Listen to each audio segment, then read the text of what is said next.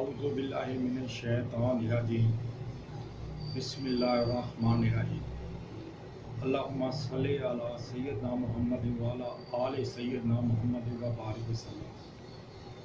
تمام دیکھنے اور سننے والوں کو نظام عالم قریشی کی طرف سے السلام علیکم ورحمۃ اللہ وبرکاتہ۔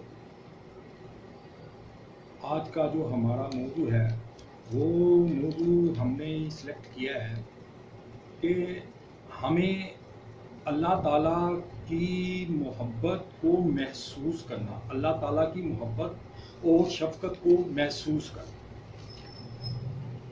ایسے ہے کہ جب اللہ تعالیٰ نے حضرت آدم علیہ السلام کا پتلا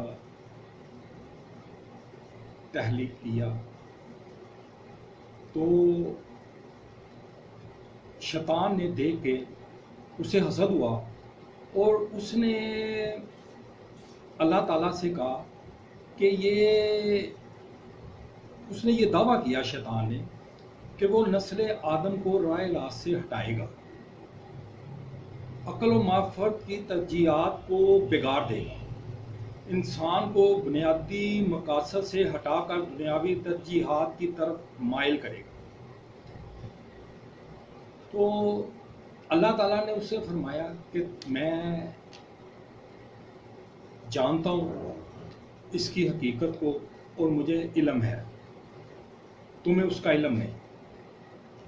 تو اس کے دعوے کو دیکھتے ہوئے اللہ تعالیٰ نے اسے یہ اجازت دی کہ تمہیں اجازت ہے کہ انسان تک رسائی حاصل کر کے اسے بھٹکانا چاہو تو بھٹکا سکتے ہو، لیکن تم اس میں کامیاب نہیں ہو پاؤ۔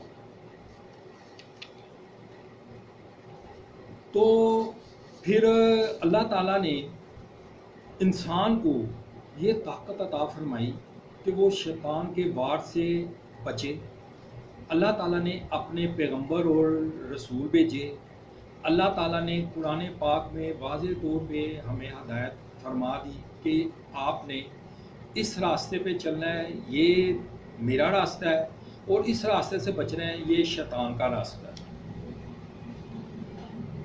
تو اس طرح شیطان ہمیں بہکاتا ہے، کیونکہ یہ اللہ کے حکم سے اس سے ہم تک رسائی ہے اس وقت تک جب تک ہم زندہ ہیں۔ انسان کے دنیا سے جانے کے بعد اس کی یہ رسائی اور اس کا یہ جو اللہ تعالیٰ نے اس کو یہ اجازت دی ہے کہ انسان تک وہ رسائی حاصل کرتا ہے، وہ انسان کے دنیا کے جانے کے بعد وہ ختم ہو جاتا ہے۔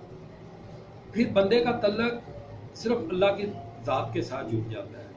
دنیا میں بھی اللہ کی ذات کے ساتھ جڑا ہوتا ہے، لیکن شیطان کی مداخلت جو ہے وہ اللہ کے حکم سے اس کو اجازت ہونے کی وجہ سے وہ انسان میں اپنا جو ہے وہ اپنی سوچ کو اور اپنے جو غیر اللہ تعالیٰ کو پسند ہیں کام ان کو کرنے کی ترغیب دیتا ہے۔ تو ایسے ہے کہ انسان کو اللہ تعالیٰ نے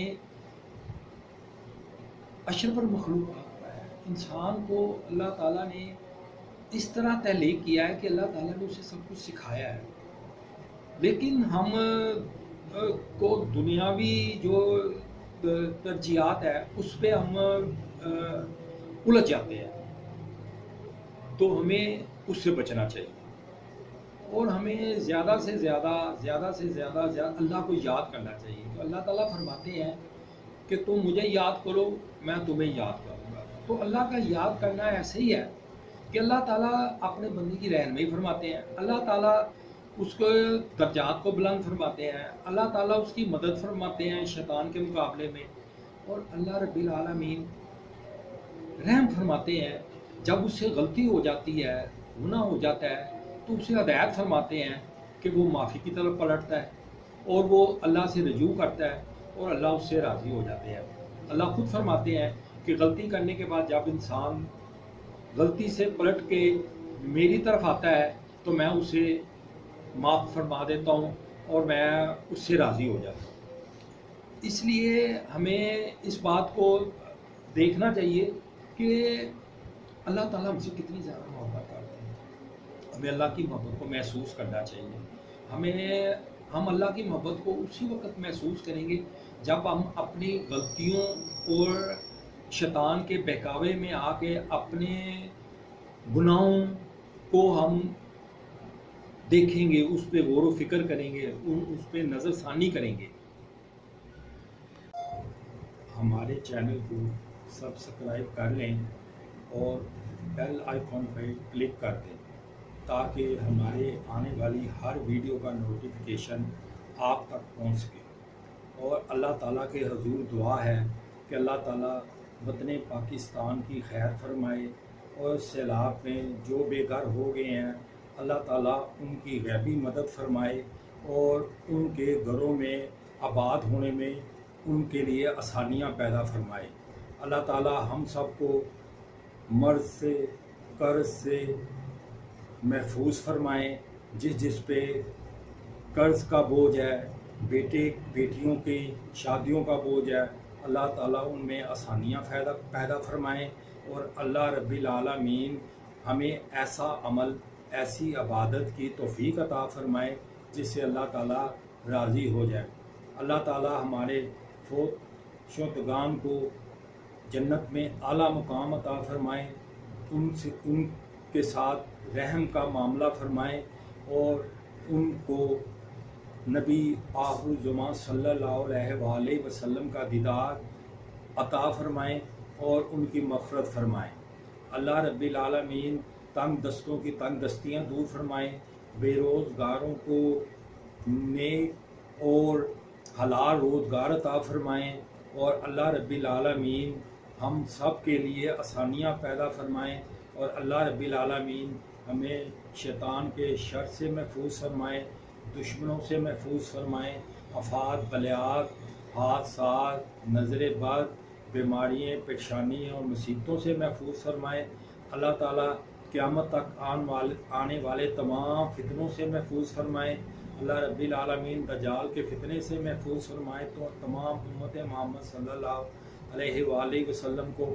اور اللہ رب العالمین ہر قسم کی وبائی امراض سے ہماری حفاظت فرمائے.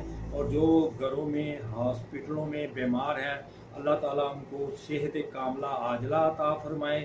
اور جو بے روزگار ہیں اللہ تعالیٰ ان کے لیے خوبصورت اور حلال رزق کے دروازے کھول دیں اور اللہ ان کی مدد فرمائے. اور اللہ رب العالمین ہم سب پہ اپنی رحمت فرمائے.